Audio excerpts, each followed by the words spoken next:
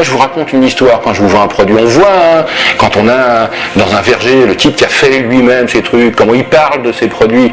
Rien, quand il en parle, on prend 2 kilos déjà. On n'a rien mangé, mais on salive déjà. Donc il s'est passé quelque chose. Il faut que ça soit vrai. Il faut que le décor colle au produit. Et là, ça marche. Alors, ce qu'on fait dans notre société, dans notre civilisation, le décor, il va bien, mais le produit, par contre, on voit avec les emballages, on voit avec les trucs. Regardez, quand vous achetez des yaourts ou n'importe quoi, les emballages, ils sont à l'ancienne. Ils sont avec des nappes à carreaux, ils sont avec une ferme derrière, c'est ce qu'on désire, ça. Et on fait croire aux gens ça. Là, c'est une imposture. Et je pense que c'est là qu'on a devoir de faire quelque chose. C'est le premier travail de l'alchimiste, c'est la contemplation. Et la contemplation, ça veut dire l'ouverture du temple. Mais le temple, il n'est pas dans un temple, il est partout. On n'a aucun mérite à aller chercher la beauté où on croit qu'elle est. Elle est partout. Mais c'est à nous juste de se déciler et de regarder. C'est quand la dernière fois qu'on s'est arrêté pour regarder quelque chose? Aujourd'hui, quand je mange, je regarde ma fourchette. Je me dis, c'est pour un fou furieux celui-là. Mais je pense à celui, il y a quelqu'un qui a fait cette fourchette quand même. Et quand je la regarde, c'est quand même incroyable. C'est quand même d'une beauté hallucinante. Le chaos n'existe pas.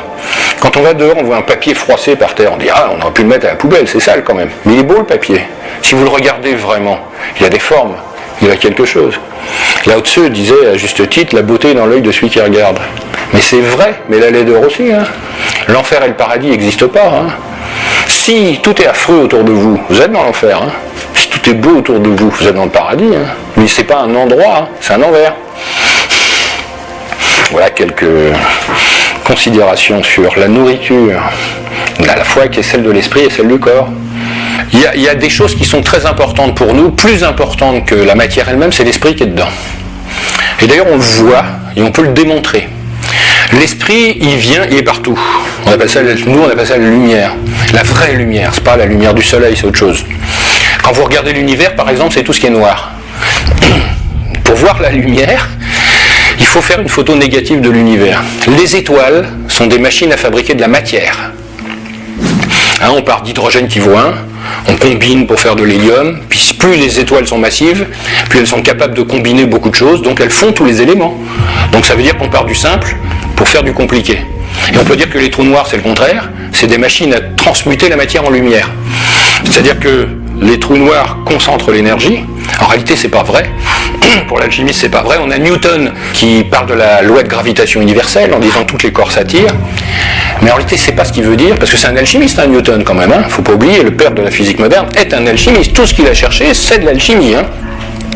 On a vendu ses effets il y a quelques années, des caisses où c'est que des livres d'alchimie. Alors évidemment, pendant des siècles, sa famille a caché ça parce que ça la foutait mal, mais c'était sa seule motivation. Mais c'était un esprit éveillé dans des tas d'autres choses. Et donc, il dit pas tous les corps s'attirent, mais il dit en réalité tous les corps sont repoussés au même endroit par quelque chose. Ça marche pareil. Et ça rejoint la physique moderne quand même. Parce que ça veut dire qu'il y a quelque chose qui pousse dans l'univers. On le voit avec les galaxies qui accélèrent alors qu'elles devraient ralentir.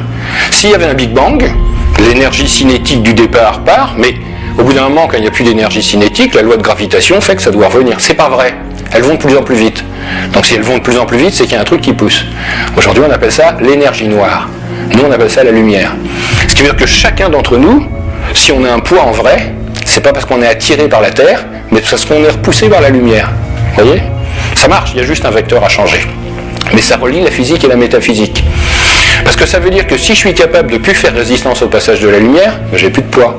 Ça veut pas dire que j'ai plus de masse. Donc je peux marcher sur l'eau, c'est facile. Hein. Donc, on voit cette relation entre les deux avec cette énergie qui pousse. Ce qui veut dire que cette énergie, elle parcourt l'univers.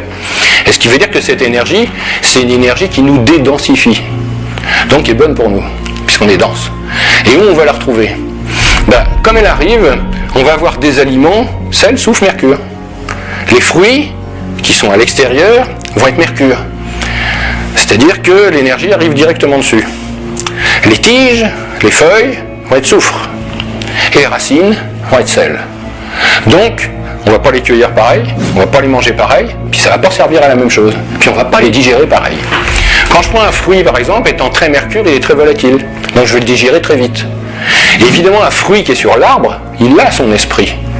Par contre, dès que je le cueille, il perd son esprit. Donc j'ai intérêt à le manger tout de suite. Et c'est pour ça que c'est bien meilleur quand on mange sur l'arbre que quand on l'a. Alors évidemment, une culture hydroponique, il n'y a pas d'arbre, il n'y a pas d'esprit, il y a juste de la matière. Donc, d'un point de vue de masse biologique, ça va me servir à quelque chose, mais d'un point de vue d'esprit, ça va me servir à rien. Et c'est pour ça que je vais les cueillir le matin. Et je vais les cueillir quand il n'y a pas d'eau dessus. On ne cueille jamais des plantes quand il y a de l'eau dessus. Parce que l'eau, c'est un mercure. Donc ça va pomper l'esprit. Donc évidemment, moi je vais retirer l'eau. Donc l'esprit sera dans l'eau, plus dans la plante. Donc je vais attendre qu'il n'y ais plus d'eau pour que l'esprit reste dedans. Les tiges, par contre, je vais les cueillir après-midi. Je parle d'heure solaire. Hein.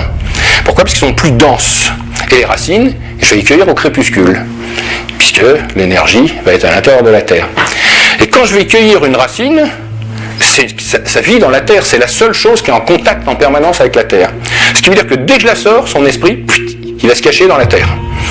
Et c'est pourquoi, quand on cueille une racine, on doit la laisser sur la terre une nuit. Vous savez les paysans qui laissent les patates dessus. Vous pourrez faire l'expérience. Vous prenez 2 carottes qui sont en terre. Vous sortez les 2. Vous en laissez une sur la terre, que vous cachez pour pas que les lapins les mangent. Vous ramenez l'autre chez vous. Puis le lendemain matin, vous allez chercher l'autre carotte et vous goûtez les 2. Elles n'ont pas le même goût. Qu'est-ce qui s'est passé ? L'esprit qui était parti dans la terre, la première carotte, il ne revient pas dedans. Mais la deuxième carotte, quand je laisse une nuit dessus, il revient dedans. Et ça veut dire qu'à partir de ce moment-là, je vais avoir à la fois la masse, la matière, mais aussi l'esprit. Donc, ça va être complètement différent dans les goûts, dans les vertus que ça va avoir. Et c'était ça le sens du sacrifice aussi. Quand les gens sacrifient des légumes, des plantes, on dit c'est complètement idiot, le lendemain matin on revient, c'est là, hein. Donc les dieux ils n'ont rien mangé. Hein. Mais on peut imaginer que si ça existe, si j'étais un dieu, moi, c'est pas la matière qui m'intéresse, c'est l'esprit. Donc je mange l'esprit, puis moi quand je récupère les fruits, moi homme, je mange de la matière, mais elle n'a plus d'esprit. Et c'est pour ça que ça marche, c'est pour ça qu'il va se passer quelque chose. Donc, on va avoir des matériaux, des légumes, avec de l'esprit. Et à ce moment-là, quand on va manger, là, il va se passer autre chose. Donc, on tient toujours compte de ça, de sel, soufre, mercure, quand on va avoir les aliments. Alors, ça marche aussi pour la viande, ça marche aussi pour n'importe quoi. Se pose la question du végétarisme, est-ce qu'on doit être végétarien, tout. Non. On est équipé pour manger de la viande, on mange de la viande, on n'a pas besoin tout le temps, par contre. On peut imaginer que notre vie, c'est une courbe de Gauss. C'est-à-dire qu'on n'est pas agité, on est agité, on n'est pas agité. Donc évidemment, quand je ne suis pas agité, je n'ai pas besoin de beaucoup de matière énergétique. Mais par contre, quand je vais être agité, je vais en avoir besoin. Puis après, quand je ne vais pas être agité, je ne vais pas en avoir besoin. Donc, mon alimentation va changer. Mon comportement en fonction de qui je suis. Plus je suis capable de capter de l'énergie autrement, moins j'ai besoin d'en transformer. Parce que finalement, manger, c'est jamais que transformer de la matière en énergie. Et ce qui veut dire que si j'ai un bon rendement, d'abord biologique, j'ai pas besoin de manger beaucoup pour avoir beaucoup d'énergie. Puis après, métaphysique, si je suis capable de capter de l'énergie autrement, c'est sûr que j'ai moins besoin de manger. Donc on va voir des mystiques qui ne se nourrissent pas, par exemple. En réalité, ils se nourrissent, mais ils ne se nourrissent pas de la même manière. Et on le voit d'ailleurs, on mange moins l'été que l'hiver. On va dire, pourquoi ? Parce que c'est l'été, il fait plus chaud. Mais ça justifie rien.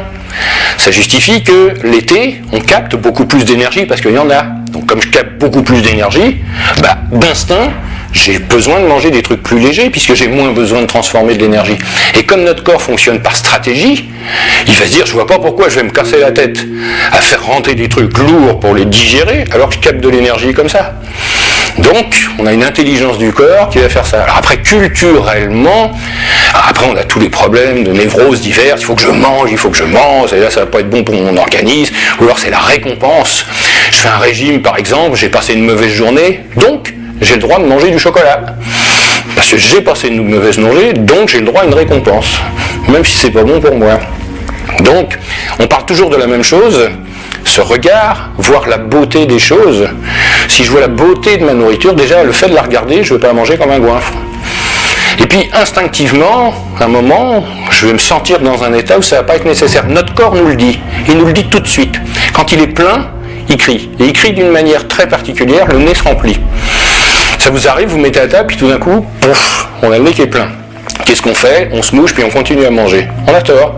À ce moment-là, on devrait s'arrêter. C'est-à-dire que le corps a dit, ça y est, t'es plein. Alors nous, évidemment, c'est un bon repas, on ne va pas laisser ça, on va manger. Mais il nous donne des indications si on le regarde, si on l'écoute. Donc voilà le rapport que l'alchimie peut avoir avec la nourriture. On peut faire des plats curatifs. On se rend bien malade avec des plats, pourquoi on ne se rendrait pas bien avec des plats? Et puis il n'y a pas de règle, encore une fois, est-ce qu'on doit manger de la viande, est-ce qu'on ne doit pas manger de viande? C'est sûr qu'un animal qui est plein de soufre, c'est-à-dire parce que pour l'homme, le soufre c'est l'émotion. Hein. Le sel c'est son corps, le soufre c'est l'émotion, et le mercure c'est son esprit. Et quand on a trop de soufre, on souffre, forcément. La souffrance, le soufre en soi. Donc l'idée, ça va être de faire sortir ce soufre. On a besoin de soufre pour vivre, c'est l'agitation, mais on ne doit pas en faire trop. Parce que sinon, cette agitation se retourne contre nos organes, et on en meurt. Donc c'est pour ça qu'on utilise le souffle pour le soufre. C'est pas un hasard si ces mots sont si proches.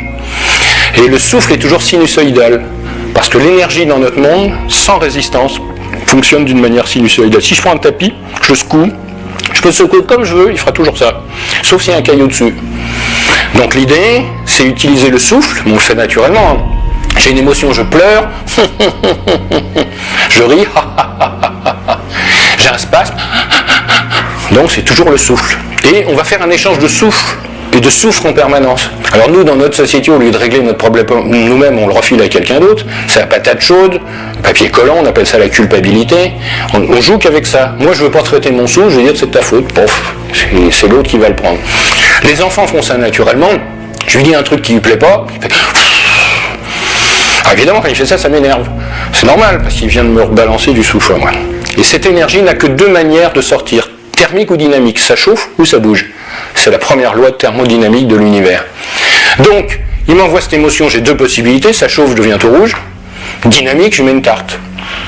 En réalité, je viens de lui rendre le soufre qu'il vient de me faire. Et lui, qu'est-ce qu'il fait? Il braille. Donc ça veut dire qu'il me renvoie le soufre. Alors évidemment, moi je m'excuse, mais je peux le faire que parce que je l'ai fait. Parce que maintenant, j'ai plus de souffle. Et ça marche dans des choses banales de tous les jours. Vous allez au théâtre, par exemple, la pièce vous a plu, vous applaudissez. Mais applaudir, c'est jamais que renvoyer du souffle. Alors eux, ils en veulent pas, ils saluent. Donc moi, je rapplaudis. Pire salut. Puis quand on a épuisé le soufre, on n'applaudit plus, il salue plus, puis tout le monde rentre chez soi. Mais si ça ne nous plaît pas, on jette des tomates, c'est pareil. C'est une manière de renvoyer le soufre. Donc on va toujours avoir ce rapport entre le souffle et le souffle à l'intérieur de notre corps. Donc l'idée, c'est d'être capable d'exprimer son souffle plutôt que le garder en permanence. Et donc on va utiliser des tas de techniques, des tas de méthodes, alors quelquefois psychanalytiques, mais nous on ne fait pas ça. C'est un peu le principe aussi de l'alchimiste, il invente un truc, il pratique ce truc, puis il donne, puis il va faire autre chose. Alors la trame, j'ai inventé ça dans les années 80, parce que je travaillais déjà au laboratoire, au Creuset, et je me suis rendu compte qu'on pouvait purifier la matière. Et je me suis dit, si ça marche sur la matière, ça doit bien marcher sur l'homme. Puisque finalement, pour moi, encore une fois, tout ce que je dis n'engage que moi, hein, une maladie est une résistance au passage de l'information.